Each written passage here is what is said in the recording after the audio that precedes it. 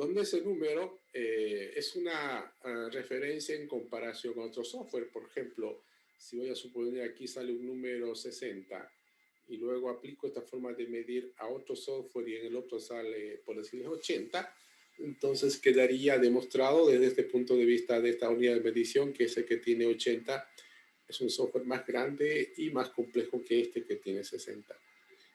No sé si se entiende esa idea, es decir, repito, el propósito fundamental de esta forma de medir el software es llegar a obtener una referencia, que en este caso se denomina punto de función, y donde esa referencia nos va a permitir tener una idea tanto desde el punto de vista del tamaño como de la complejidad. Numéricamente va a salir un valor, obviamente, y si ese número lo comparamos con otro software donde también se aplica esta forma de medir el software, vamos a tener un criterio cuán distintos o similares vienen a ser esos dos softwares desde un punto de vista de esta unidad de medición. Entonces, de eso vamos a hablar ahora. Vamos a comentar en cuanto a lo que viene a ser esta medición. Veamos cómo funciona. Hasta ahí se entendió la idea, ¿no? ¿Sí? ¿Se entiende el propósito? Es que, como en todo, pues, ¿no? Lo primero que tiene que estar claro es el para qué, el por qué lo estamos haciendo, porque luego su forma de usarlo es muy, muy simple, no hay donde perderse, bastante básico lo que se hace. Entonces, vamos a explicarlo. Esperen un momento.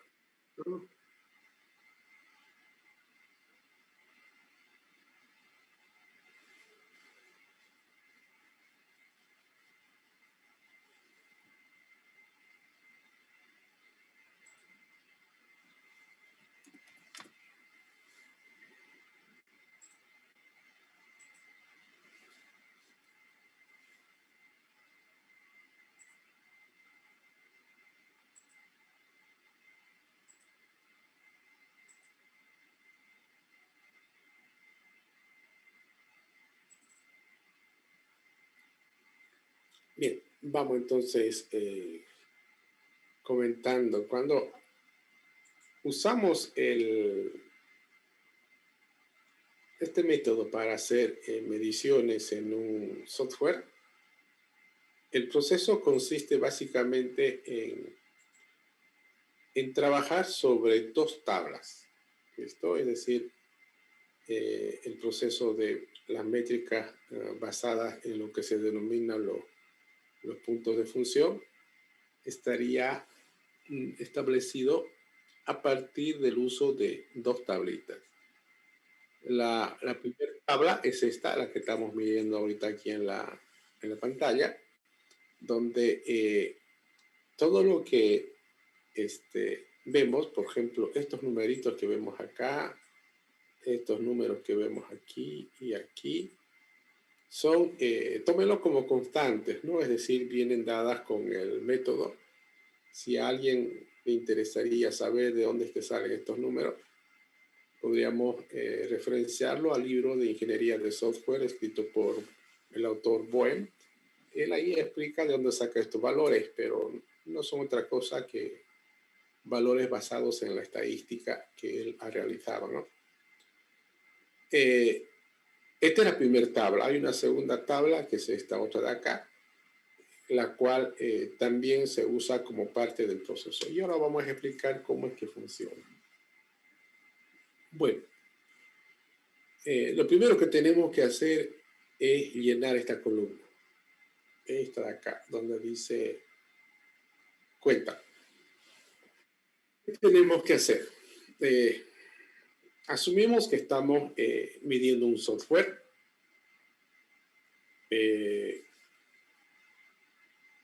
Y lo que se precisa tener para hacer esa medición es obviamente el software normalmente en estado de ejecución, ¿sí? Aunque a veces también es conveniente tener acceso a otros componentes, pero es suficiente con que tengamos acceso al software en ejecución, y si eso es verdad, vamos a poder aplicar esta forma de medir el software.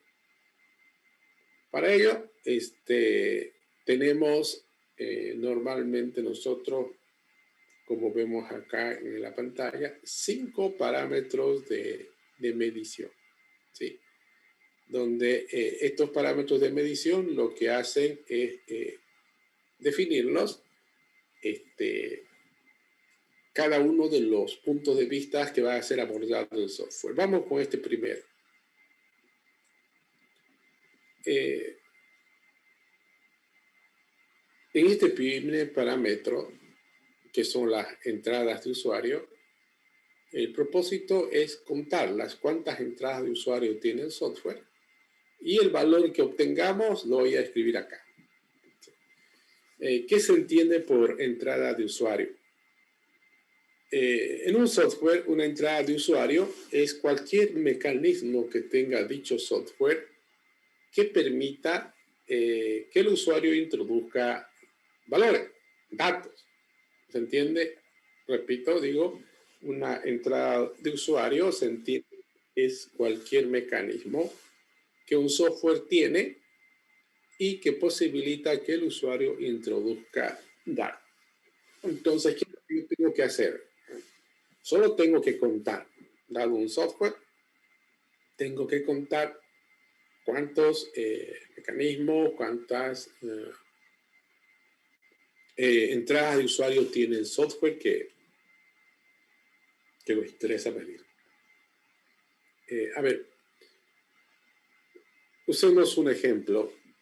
Asumamos que están midiendo un software que fue desarrollado de la manera actual, es decir, un software que está basado en lo que se denomina las interfaces gráficas de usuario. Están desplegados, qué sé yo, en servidores y todo lo que ustedes quieran. En un software implementado de esa manera, ¿qué es lo que tendríamos que contar como entradas de usuario? ¿Qué contaríamos? ¿Alguna idea por ahí? Dice que debemos contar la cantidad de entradas de usuario que tiene un software. Si es un software implementado de la manera normal, como hoy lo hacemos vía interfaces gráficas de usuario, ¿qué contaríamos?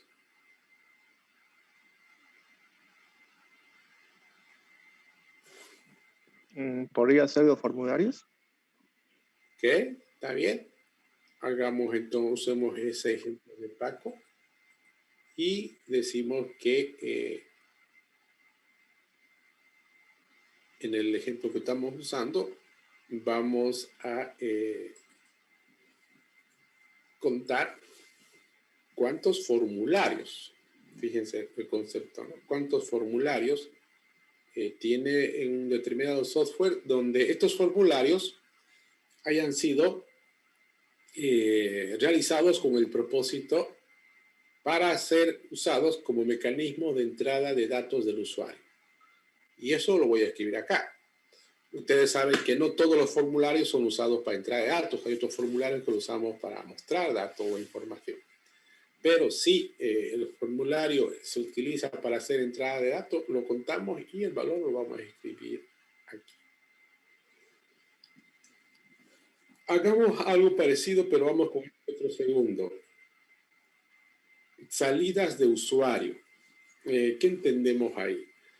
Las salidas de usuario obviamente también son todos aquellos mecanismos que un software dispone, pero esta vez para permitir que el usuario obtenga información desde el software, es decir, no estoy introduciendo datos al software, estoy haciendo lo contrario, ¿no? Estoy agarrando y voy a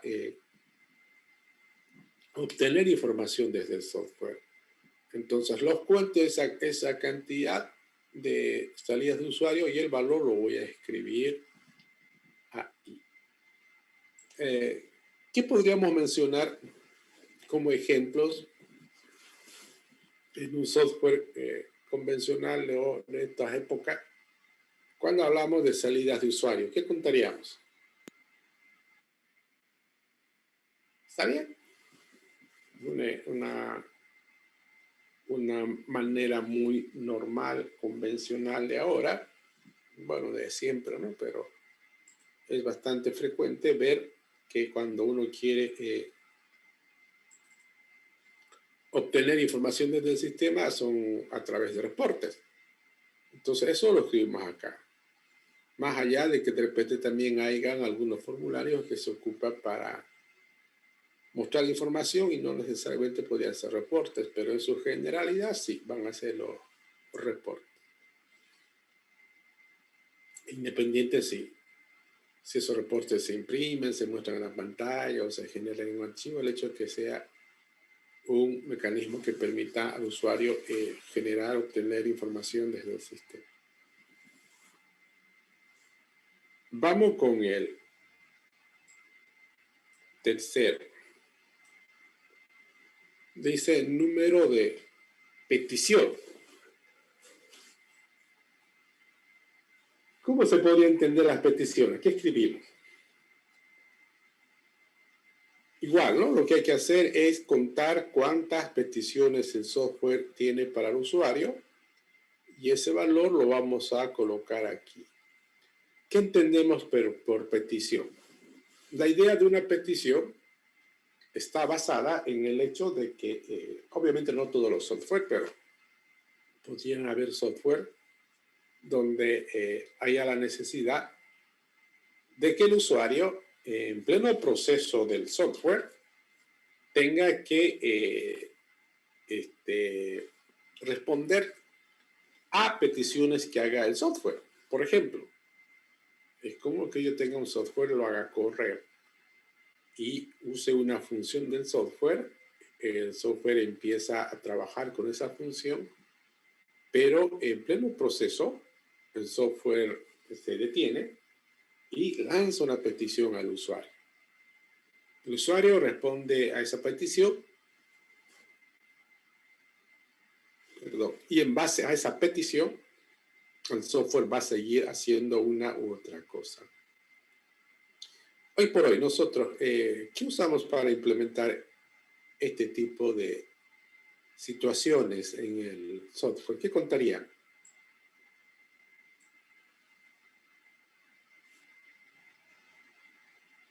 ¿Alguien puede comentar? Cuadro de diálogo.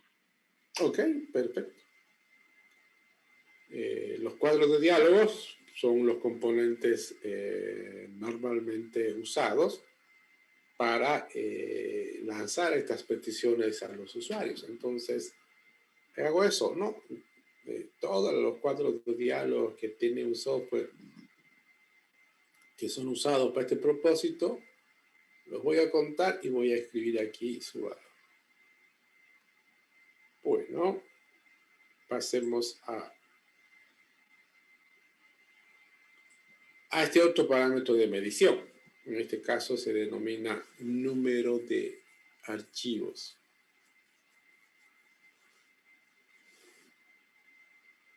¿Cómo entendemos esto de número de archivos?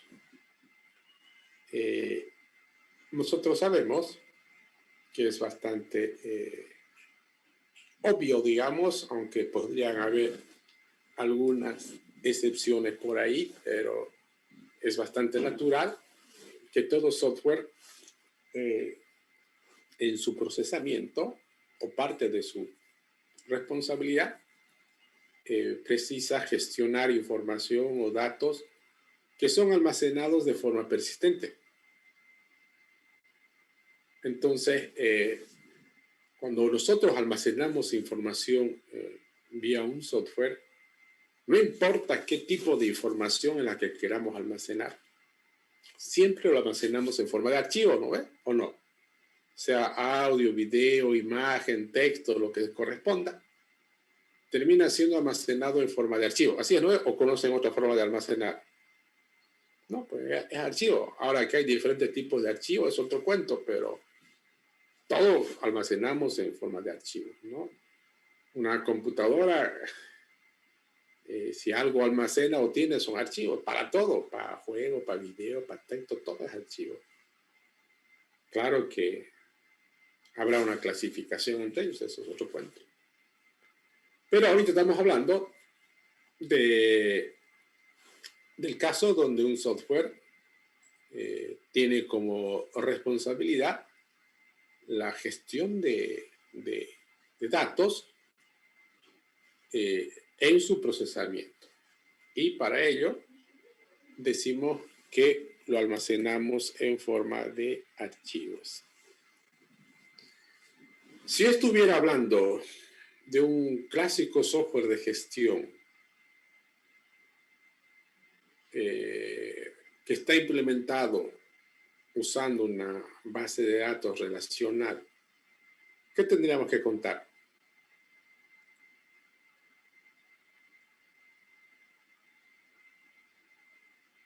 ¿Aló, me escuchan? A ver, Las tablas. vamos a preguntar aquí a los jóvenes porque creo que están más agotados que uno, ¿no? Vamos a ver, escuchémosle a Pedro Moreno, ¿quién es?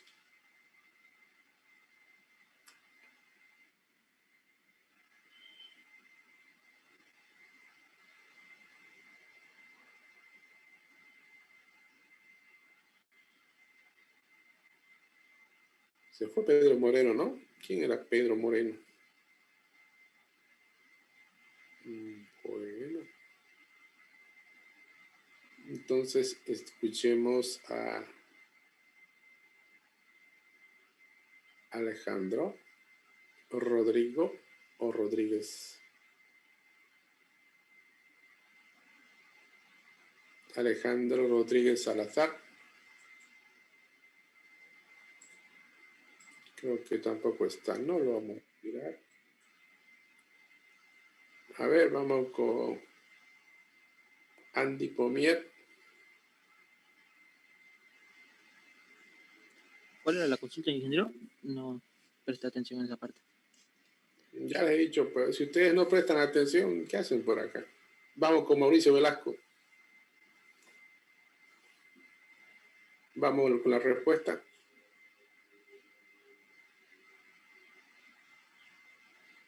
Buenas tardes, ingeniero. ¿Cómo está? Disculpe, dijo cuáles eran los archivos de un sistema de información, ¿cierto? Sí, o sea, si hubiéramos desarrollado un sistema de información, un clásico software de gestión que lo hemos implementado mediante una base de datos relacional, ¿qué tendríamos que contar? Todos los archivos que sube el usuario, en este caso podría ser imágenes, algún Word, Excel. Ok, ya, a ver, ahorita vamos a volver a punto. A ver, ¿alguien que quiera comentar al respecto? ¿Qué contaríamos? Las tablas de la base de datos. Eso está bien, Ever, ¿no? Lo que tendríamos que hacer es, si tomamos como ejemplo que estoy midiendo un software que utiliza como mecanismo para la gestión de los datos o el almacenamiento de datos una base de datos relacional, entonces yo lo que voy a hacer es contar cuántas tablas tiene y ese valor lo voy a colocar acá, ¿no ves? Entonces, como ven, no hay donde perderse lo que hay que hacer en este punto. Bueno, vamos con el otro, el parámetro que habla sobre las interfaces externas. ¿Qué tiene que ver esto? La idea es esta, ¿no? Nosotros sabemos que un software no solamente interactúa pues, con humanos o con personas, ¿no ves? El software también podría interactuar con otro tipo de entidades. Ejemplos.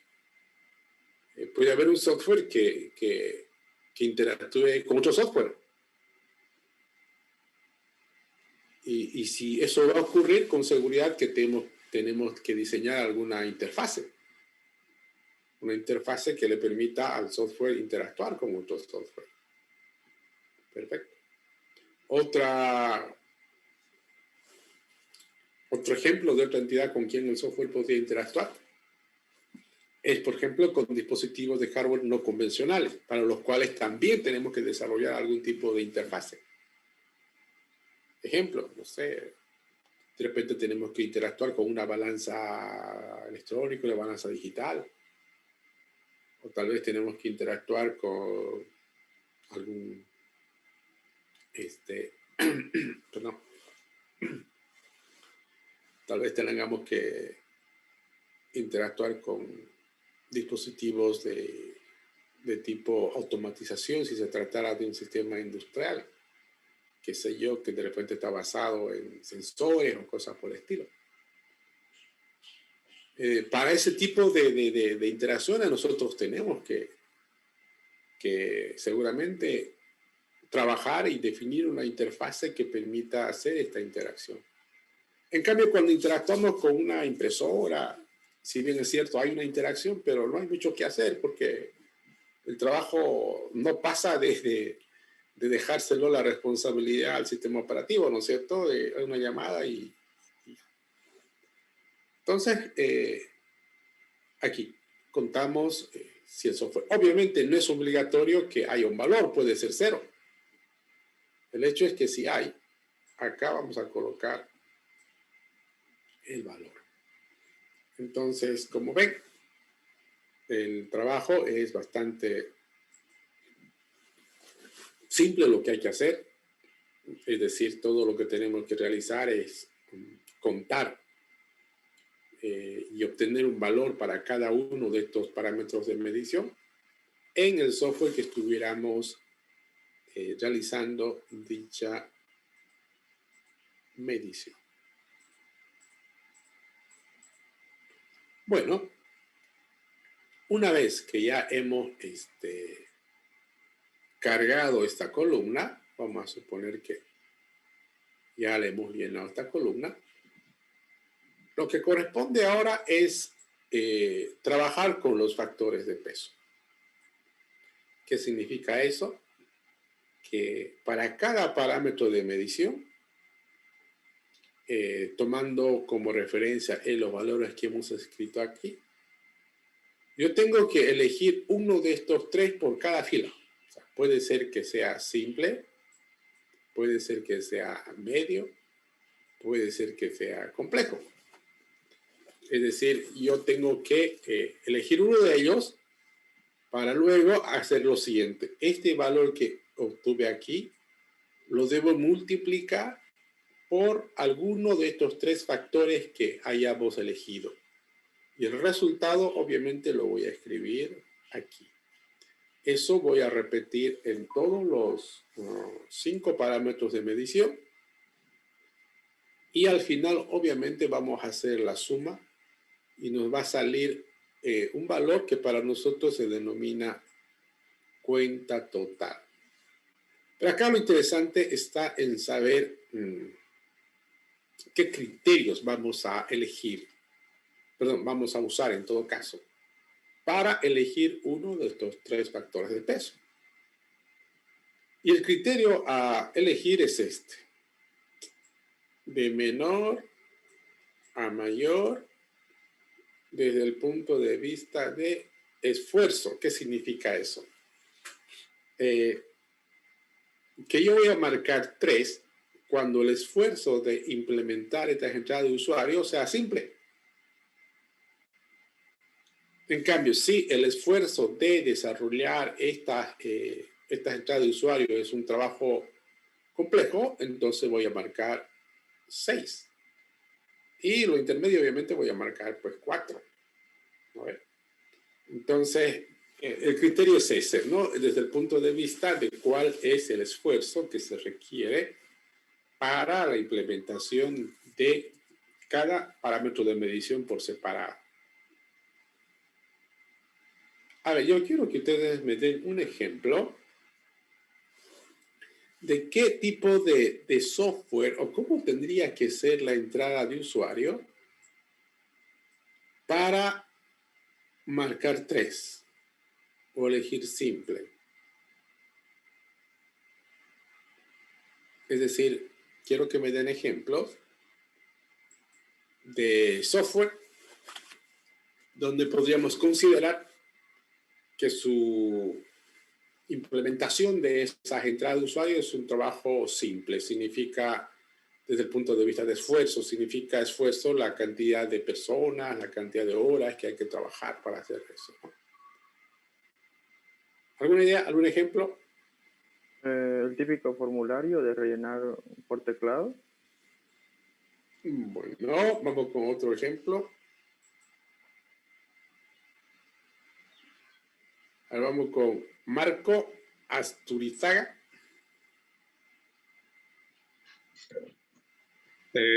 Los formularios de registro y inicio de sesión. Formularios, el clásico login. Sí. Bueno, a ver, escuchemos un ejemplo más. ¿Alguien? ¿Quién más quiere comentar? A ver, escuchémoslo a una señorita. Vamos con Helen Ajuacho. Helen, ¿la escuchó?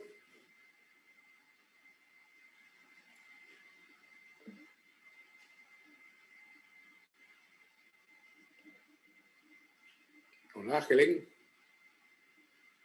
Sí, ingeniero. Vamos con el ejemplo.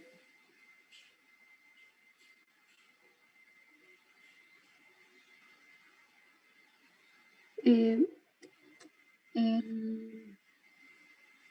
rellenar los datos personales para el inicio de sesión. Bueno. Ok, gracias. A ver, veamos. ¿Ustedes estarían de acuerdo en lo siguiente? Por ejemplo, que yo les diga, mira, cualquier software donde su interfaz sea implementada con el solamente hecho de definir el formulario como un contenedor y luego arrastrar y soltar componentes, se podría catalogar como algo simple. En síntesis, si usamos como referencia un software de gestión, que ustedes lo conocen, todos sus formularios son simples, su implementación, porque el trabajo nuestro solamente consiste en organizarlo y luego arrastrar y soltar los componentes y hasta el formulario. No hay mayor desarrollo que hacer, ¿no? ¿O sí? No. Independiente si es un login, si es una gestión de clientes, una gestión de productos, o un registro de algo, el mismo esfuerzo. Que me tomará un poquito más de tiempo porque hay que arrastrar más componentes, seguramente que sí, pero en términos de esfuerzo como para decir más complejo no existe. Entonces, quedamos en la conclusión de que cualquier software que tenga, que sea desarrollado donde sus interfaces o sus formularios son simplemente eso, arrastrar y soltar, son simples. Si eso es simple, ahora quiero que me den un ejemplo de algo que sea un poco más complejo para el desarrollador. ¿Qué podría ser?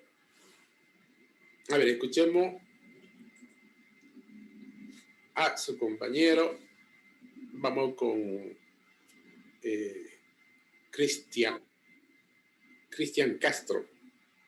Tiene nombre de cantante, ¿no, Cristian? Vamos a ver.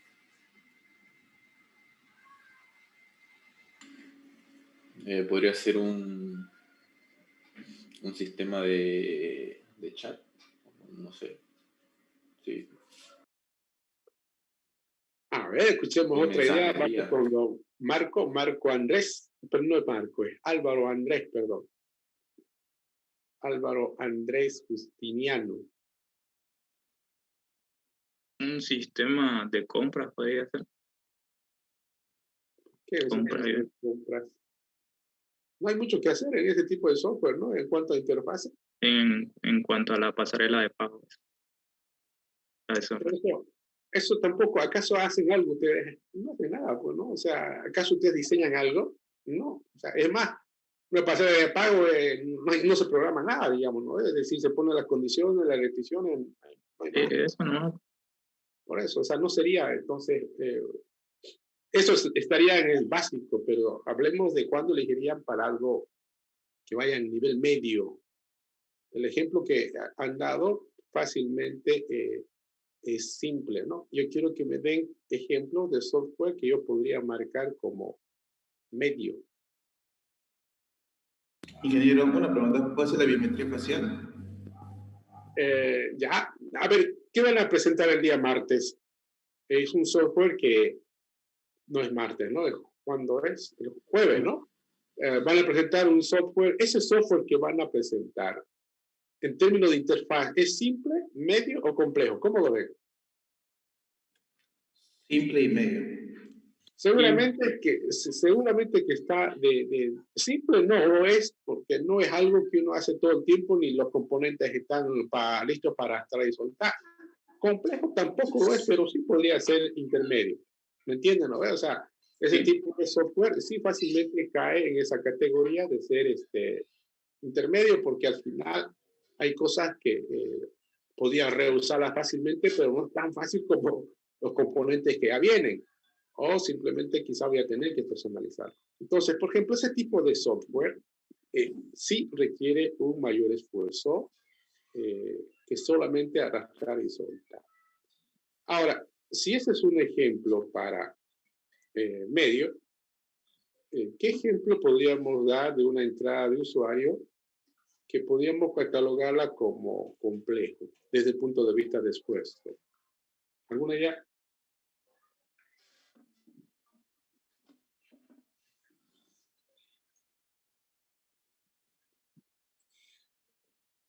Ningún software.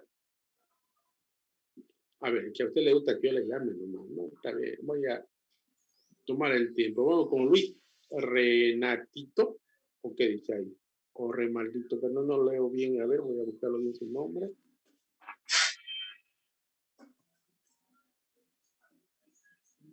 Aquí está. Luis Fernando Valenzuela.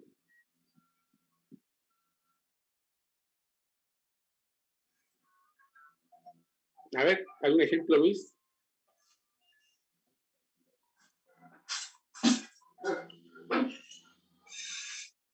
¿Me escucha? Luis, ¿no me escucha? Sí, lo escucho, ingeniero. Estoy pensando cuál podría ser complejo. Mientras Luis piensa, vamos con Robert, Cristian. Ingeniero, ¿Algún ejemplo? ¿cómo dijo? ¿Algún ejemplo, Robert? Algo complejo. No se me viene mucho a la mente. Sería un sistema de como el Sepsi. Seguramente pues van a ser software, digamos, de una interfaz mucho más elaborada. Un clásico ejemplo podrían ser esos software de entretenimiento, ¿lo veo o no? Netflix, entonces. ¿Sí? Un software, por ejemplo, de tipo entretenimiento fácilmente puede estar en esta categoría donde desarrollarlo obviamente requiere un mayor esfuerzo en su implementación. Pues, pero más o menos esa es la idea. Esa es la idea de marcar, digamos, de elegir un criterio para definir si es simple, medio, complejo. Para terminar, vamos en los reportes. A ver. Los reportes habíamos dicho que vamos a usarlo como un mecanismo de salida de usuario. Igual, quiero que me den un ejemplo de tipos de reportes que podrían ser de un esfuerzo simple. A ver, vamos. ¿Qué tipo de reporte podría considerarse que de un punto de vista de esfuerzo es simple? Su implementación, obviamente, ¿no? ¿Datos personales? Datos personales, dice, vamos con otra idea.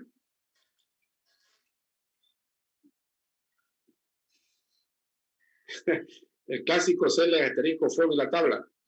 Ese no llega pues ni a 5, ¿no? Ese es demasiado, eso. Ni a 5. A ver, a ver, podemos concluir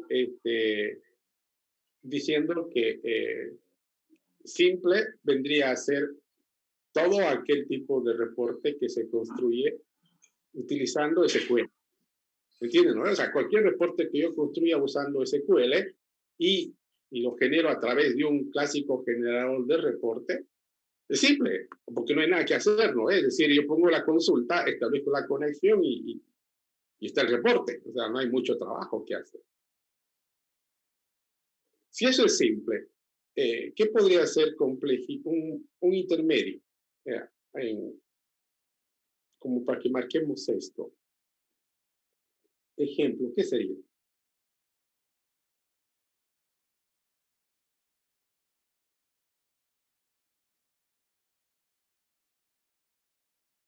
Nada.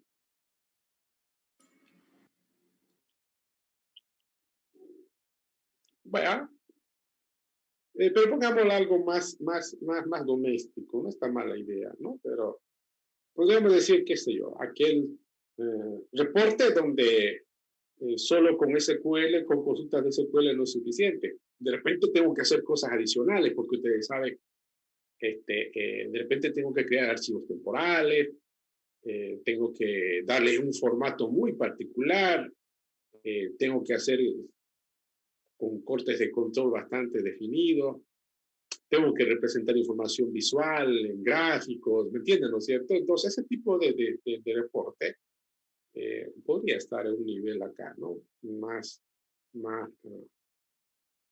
elaborado. En cambio, en complejo, bueno, en complejo sí, ¿no? Podría estar, qué sé yo, y me dice, mira, quiero que sobre este software me encuentres algún patrón de comportamiento.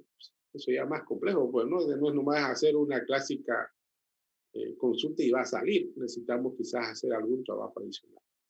Pero bueno, esa es la idea de cómo utilizar estos criterios de factores de peso. El hecho es que yo, estos valores que salgan aquí, lo voy a multiplicar, voy a obtener un valor, voy a tener la cuenta total, que es esto de acá, dice conteo total,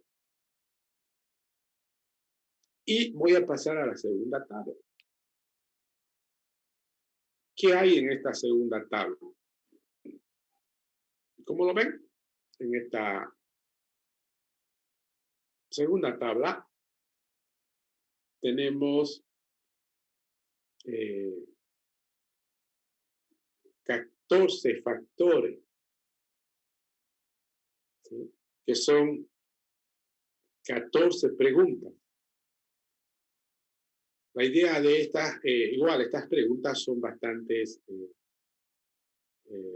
estándares o siempre van a ser las mismas preguntas de parte del proceso o del método. Y lo que se quiere es que nosotros evaluemos el software que estamos midiendo tomando en cuenta cada una de estas 14 preguntas. Y de acuerdo a lo que hayamos evaluado, las respuestas que nosotros tengamos para cada una de estas 14 preguntas puede tener 5 posibles elecciones. O no influye, o es incidental, o es moderado, o es medio, es significativo, o es esencial. Si, por ejemplo, yo digo que es moderado, entonces aquí voy a elegir el valor 2 y acá debería escribir el número 2. Si aquí digo que es significativo, el 4, aquí voy a escribir el número 4. Y así sucesivamente. Luego voy a hacer la suma y voy a sacar un valor. Pero veamos un ejemplo para que quede algo más claro.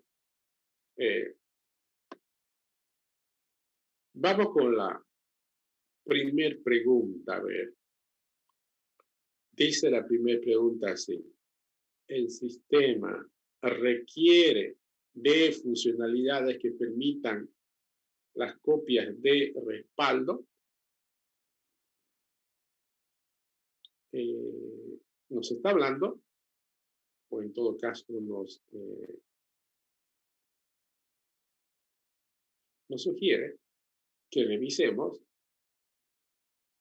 cuán importante o esencial son las funciones para hacer copias de respaldo en el software que estamos evaluando.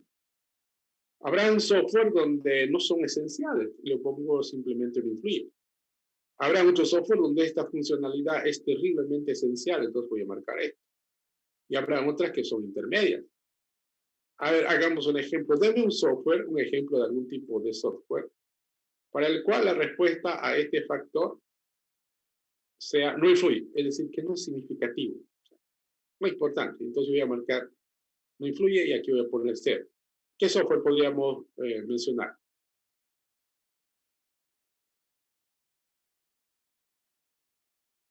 No se me ocurre ninguno. Algún software donde no sea tan esencial, es decir, no sea ni siquiera importante que tenga funcionalidades para hacer copias de respaldo.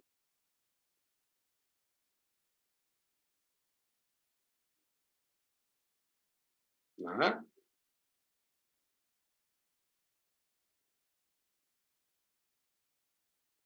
¿Qué fue? ¿No quieren hablar o qué ocurre? A ver, les voy a preguntar. A usted le gusta que les pregunte por su nombre, ¿no? A ver, vamos con Liz. Soledad. ¿Alguna idea, Liz?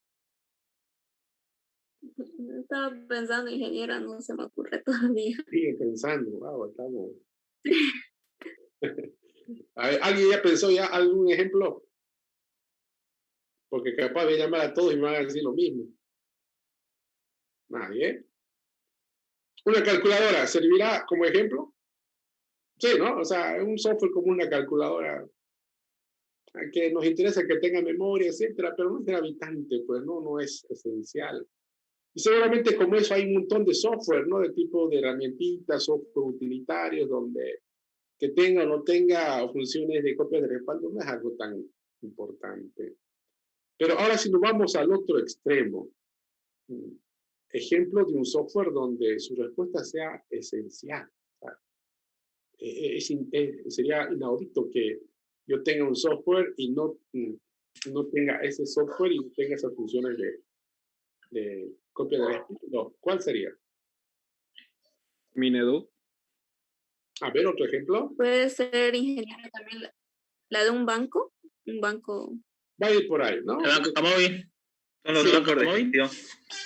Exactamente, ¿no? Cualquier software de gestión, por ejemplo, así en general, va a estar en esta categoría, ¿no? Es decir, la definición de un software de gestión es esta, pues no un software que procesa volúmenes grandes de datos. Entonces, mínimamente lo menos que tengo que hacer es asegurar que el software pues tenga plenamente garantizado sus copias de respaldo y sus recuperaciones en caso de fallos de un sistema de esa naturaleza. A ver, analicemos el segundo más. Dice, por ejemplo, si el software que estamos evaluando requiere de comunicación de datos muy especializada. ¿De qué habla esto? Esto está hablando de esos software donde se precisa un trabajo muy fuerte desde el punto de vista de decir online o en línea. ¿No? Son software que de repente interactúan mucho entre ellos, enviándose datos y recibiendo, etc. Y bueno, por ejemplo, si hablo del procesador de textos, el Word, el clásico, ¿no? El Word de escritorio, su respuesta sería esta, 0. Porque es un trabajo de un software estrictamente personal, ¿no? El Word de escritorio. Pero ¿en qué software su respuesta podría ser esencial? Para el factor 2.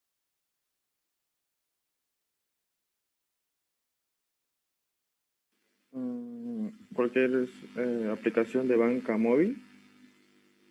Está bien. Vamos con el ejemplo del examen del día jueves.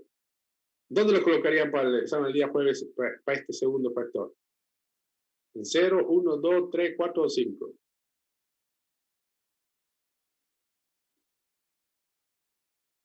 Creo que no están haciendo el examen del día martes porque jueves no me están como respondiendo. Seguramente que lo que van a entregar el día jueves es esto. Es el extremo, digamos, de software en tipo en comunicación de datos, porque precisamos que un software que trabaja de manera colaborativa, donde hay muchas instancias de usuarios que están corriendo la misma instancia del software y cada uno puede modificar de manera simultánea. Entonces, en ese tipo de software, para la pregunta 2 o para el factor 2, sí sería este. Bueno, luego agarramos, colocamos, va a salir ahí un valor y volvemos a nuestra pantalla principal. Y tendríamos que calcular la cuenta total, ¿no?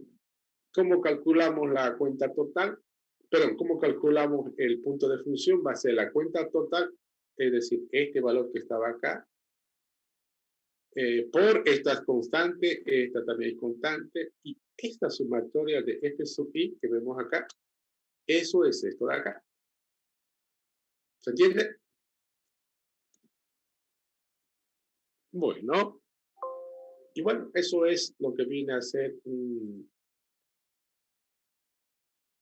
una forma de medir el software que para nosotros es lo que denominamos punto de función. Y ahora vamos a hacer un clásico ejemplo.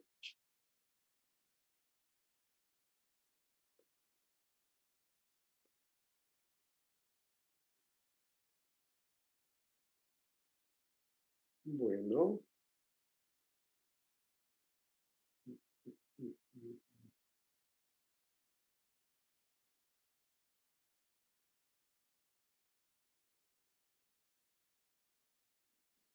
Bien.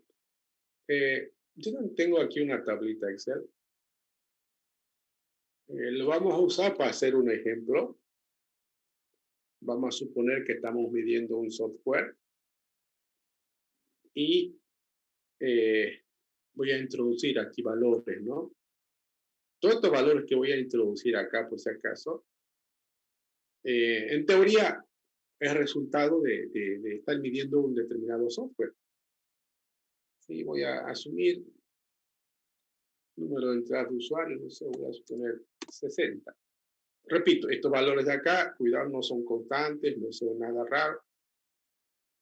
Son valores arbitrarios que se me ocurre en este momento, dado una situación real, obviamente tendría que ser producto de analizar un software. Voy a decir que el software tiene 60 formularios que se han diseñado para su entrada de datos, para su salida. Voy a suponer que tenemos como 180 reportes que generamos. Hay unas 10 peticiones. El software procesa, no sé, voy a colocar 55 archivos y tiene 5 entradas o interfaces. Fíjense, esto es un valor que yo estoy escribiendo en teoría, producto de medir un software ocultado. Luego, yo voy a seleccionar si es simple, medio o complejo. Voy a asumir que en este caso esto es algo medio. Voy a decir que es complejo. Este de acá, vamos a suponer que es bastante simple. Este es algo intermedio y este también. Bueno, como lo ven, ella aquí se multiplicó por el factor elegido, que es 4. Tenemos el resultado. Ahora tendríamos que pasar a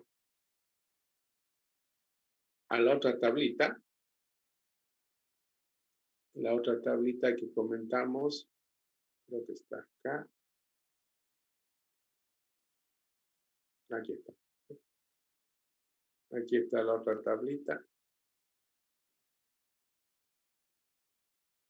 Y aquí lo que tenemos que hacer es elegir también uno de ellos, ¿no? Para cada pregunta, el valor que voy a escribir acá tiene que ser entre 0 o 5, no debería escribir un valor distinto. No sé, voy a suponer que para este de acá es algo esencial, este también, este no, nada, este nada, o dos, ojo, no, yo voy colocando valores según yo veo conveniente. No hay 6 más 9, no puede haber 6.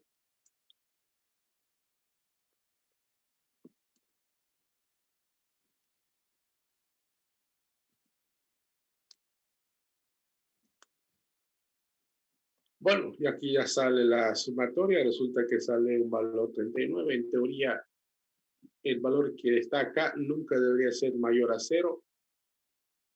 Tampoco debería, pero menor a 0 nunca, tampoco mayor a 14 por 5, ¿no? Si volvemos a nuestra tabla original, ya ha hecho el resultado. Lo que ha hecho es usar este valor, usando esta fórmula, y sale que este software tiene 2215 PF. ¿Qué significa eso? Que el software que acabo de medir presenta un valor de 2215. PF es como que diga 2200 litros, o 2215 metros, o 2215, no sé, kilómetros, algo así, ¿no? Pero estoy hablando en términos de software. Para mí es 2215 puntos de función. Eso es lo que he obtenido. ¿Y de qué me sirve esto? Es como les decía hace rato. Si yo agarro otros software y también lo aplico esta forma de medición y en ese otro software aquí sale 3000, entonces resulta que si lo comparo ese software con este otro ya son distintos. Y son distintos, fíjense, esto es bonito, es distinto tanto desde el punto de vista de tamaño como de complejidad. Porque esta forma de medir el software toma en cuenta tanto el tamaño del software como también la complejidad. ¿Dónde está el tamaño? Esto es tamaño. O sea, esto es tamaño, ¿no? En cambio, la complejidad lo analiza aquí. Cuando ya agarramos y elegimos un factor de peso, cuando elegimos acá alguno de estos 14 factores, lo que estamos haciendo es trabajar sobre la complejidad del software. Entonces, en síntesis, esta forma de medir el software nos lleva a poder saber con precisión cuál es el criterio desde un punto de vista de punto de función para un software. Bueno, eso es las métricas basadas en lo que se denomina puntos de función. ¿Quedó claro? ¿Tienen alguna pregunta? ¿Se entiende? Bueno, anoten la tarea.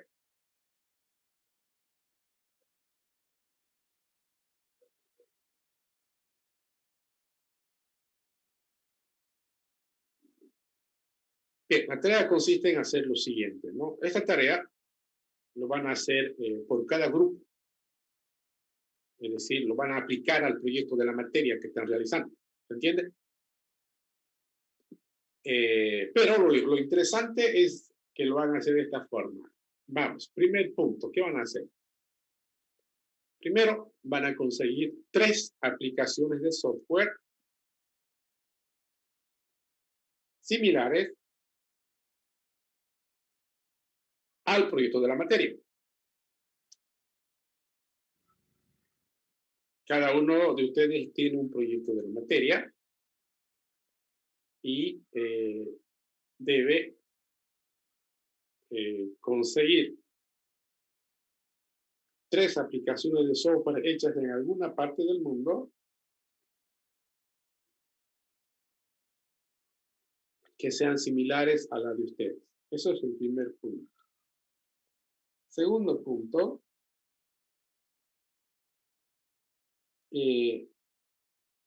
debe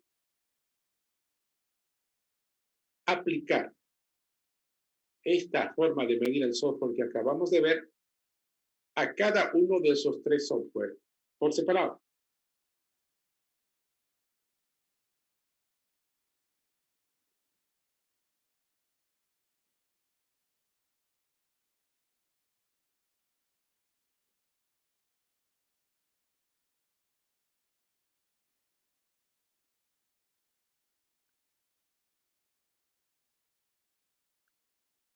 por cada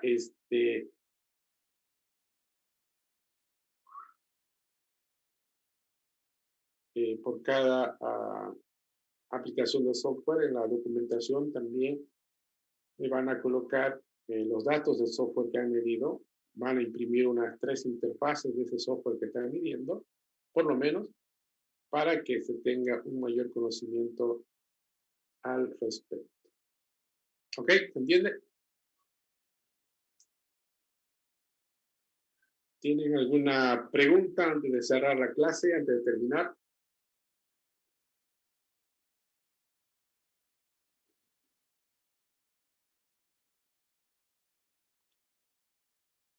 Sí.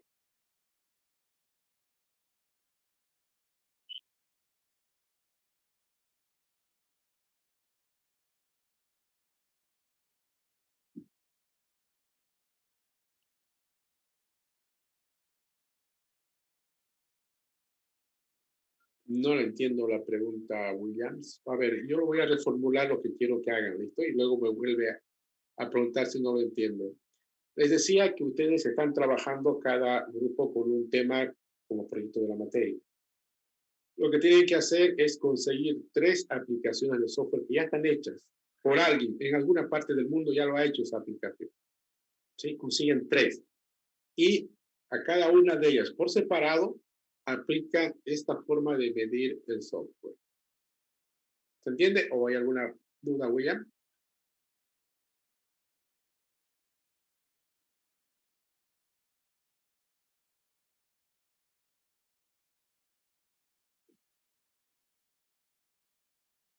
Ah, claro, pues, ¿no? Obviamente no tienen que descargarla, pues necesariamente, ¿no? Claro, cuenta. Sí, sí, válido. La idea es que consigan 3 aplicaciones, más allá que si solamente la visitan o la descargan. No es obligatorio que ustedes la puedan instalar, la aplicación en su máquina, ni mucho menos. El tema es que tengan acceso a 3 aplicaciones similares a las que ustedes están haciendo. Ya. ¿Algo más? Bueno, jóvenes, quedamos acá, veámonos. Vayan a trabajar, vayan a terminar de trabajar y nos vemos el día jueves en el examen. Hasta luego.